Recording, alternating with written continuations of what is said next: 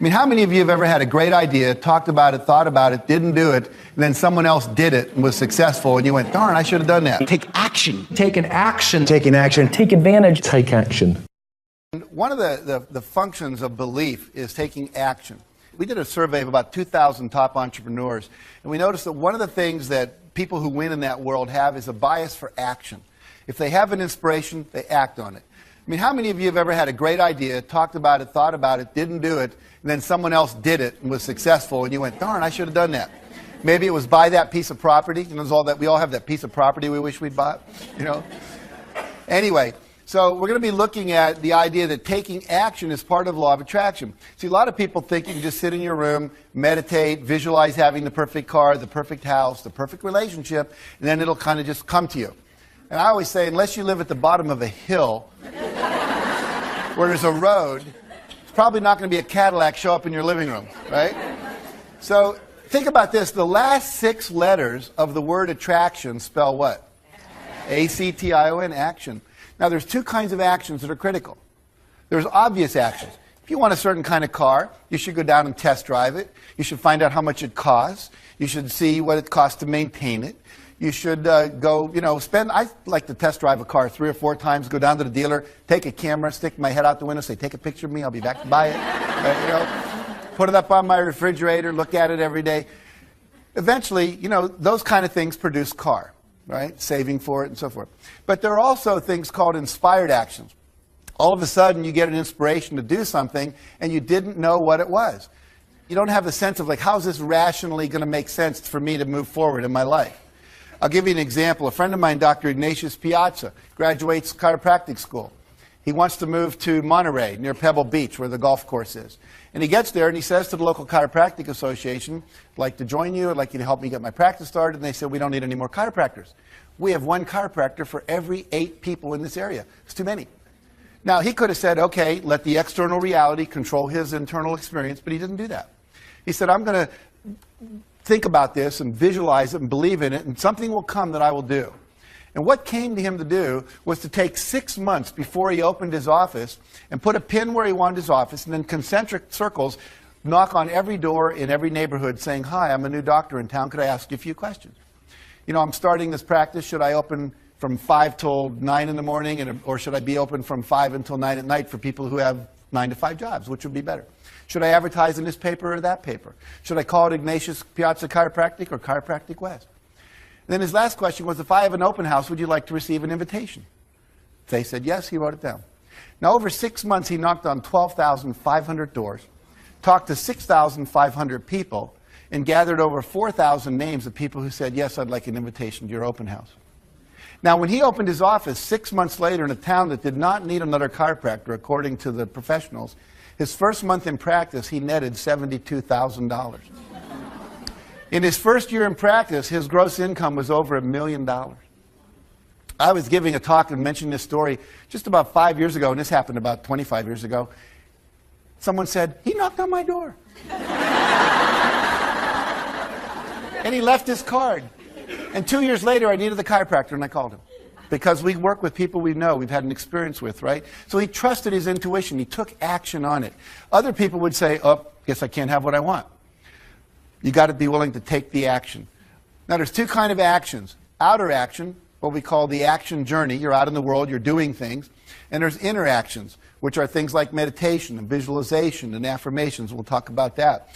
Research now seems to indicate that 1 hour of inner action is worth 7 hours of out-in-the-world action. Think about that. You're working too hard. You could be attracting a lot more to you effortlessly by sending out the vibration, by focusing on the goals and feeling the feelings. We're going to talk a little more about that in a minute. Instead of working so hard. One of my friends says, if it feels like you're paddling upstream, it's not it. You should feel like you're going downstream. Occasionally you have to guide to avoid a rock, but it's not that much work. But we've all learned what? Work hard, head to the grindstone, work, And that's really not the way it is. It should be more effortless than that, okay? I read this book because I was in disbelief because people will tell, here's the strategy for success of the secret, right? Go into your house and into a quiet room and you close the lights, draw the shades, and sit on a couch and visualize a big fat check. 25 G's, $1,000 US, okay, with your name on it. And I want you to imagine that check and just make that check go bigger in your mind and make it real, more real, and just put it out into the ether of the universe, and the law of attraction will take hold. Just think about it. Bullshit, right? Hello? If that's your strategy for success, the only thing that will show up in your mailbox is not the check, it's a freaking eviction notice from your landlord. They'll be towing away your car. Your wife or your husband will be over the next door neighbor, and you'll be still saying, where's the check? Where's the check? Where's...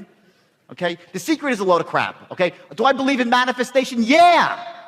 Damn straight I do. But you got to take action. I'm one of those unfortunate people. I tried it. I really did. I swear I tried it because I read the book, so well, let me try, you know? So I sat down, I prayed for the check, never came. But when I went out and started taking action, guess what? The check came with an extra couple of zeros. You have to actually show up every day and inch yourself forward toward these dreams. And not only show up every day and once in a while inch yourself, I mean, every day you have to actually take an action that moves you forward. Not just research, not just thinking. Look, the power of an intention is great, but without any initiative, it's dead, right? A dream is great, but without any movement, it's dead.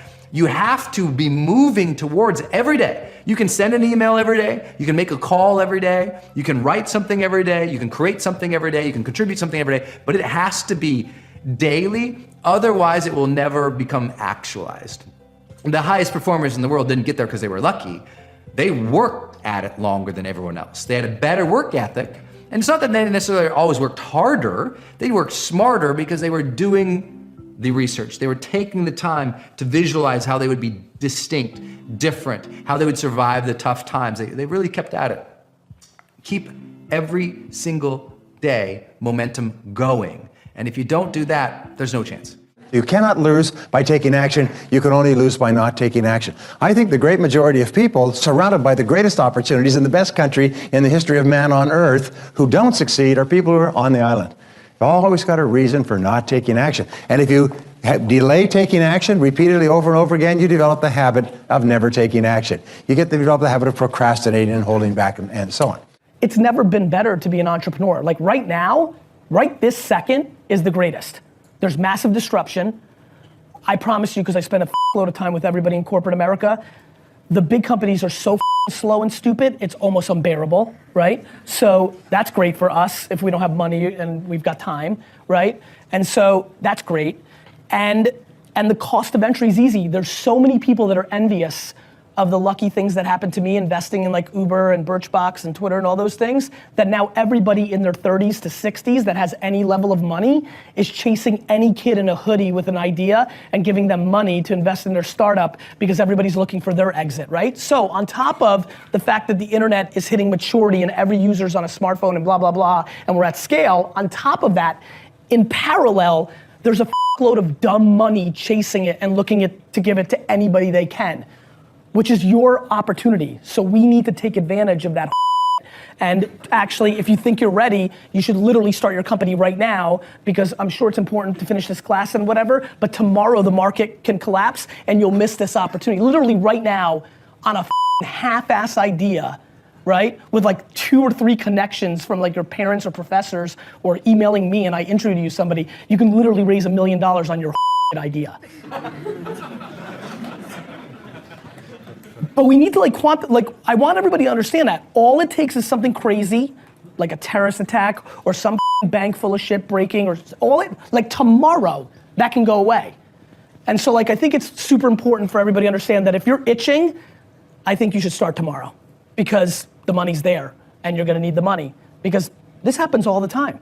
Like everybody that looked like you in 2008 and 9, they went and got jobs. Everybody that looked like you in 2002 and 3 after the first bubble, they went and got jobs. So if you're a true entrepreneur, if you're sitting here like, no, I'm entrepreneur, I'm not just in the class, you need to seriously concentrate on where we are at this exact moment in the market and recognize how fruitful it is for you, how much of an advantage you have, and you may want to seriously consider and take advantage of it because it could really go away in a second. And then you've got to wait, like if it collapses tomorrow, if there's a bubble burst, you're gonna have to wait 3 to 5 years to get your shot. When bubbles burst, no kid with an idea gets Got it? That's a good one. Take action. So many people talk about doing something or say, what if? They don't actually get up and do it. Taking action is really, really important. In 1998, when I was working for another company, I was umming and ahhing of whether to set up my own business. I didn't have a lot of money, but I decided to take action and I decided to do it. But I did it in a very planned way. I knew exactly what I was going to do. I knew exactly what I wanted to achieve. But the most important thing, I took action. Within 2 or 3 years, I was a millionaire again. Probably the best thing that I ever did. So taking action is absolutely vital. But 20 years ago in the movies, rules were very clearly defined. They provided the security of your stardom in a sense. If you'd been successfully playing an angry young man, you'd pretty much be angry and young for the rest of your life. If you'd been a police inspector in 3 movies, odds were you'd be in the next 33 too. This applied to female actresses also. Wives were wives, seductresses were seductresses, mother-in-laws were mother-in-laws, and so on and so forth. Few actors would have willingly switched from romantic heroes to obsessively violent lovers.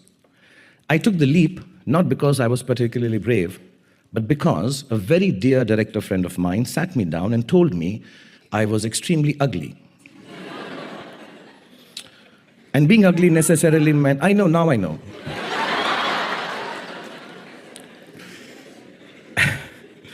And being ugly necessarily meant I do bad guy roles. I wasn't the romantic hero types, he said. Actually, he used the words that my face was not chocolatey enough. So I started to eat a lot of chocolate. And while waiting for it to take effect, I jumped into bad guy roles. Dar means fear in Hindi, and everyone always tells you at speeches like this that you ought to be brave, so I'm not going to bore you with that idea. Instead, let me tell you this. Being brave means being scared all the way to the party. Yeah, I'm sorry if that word is being very scared all the way to the party.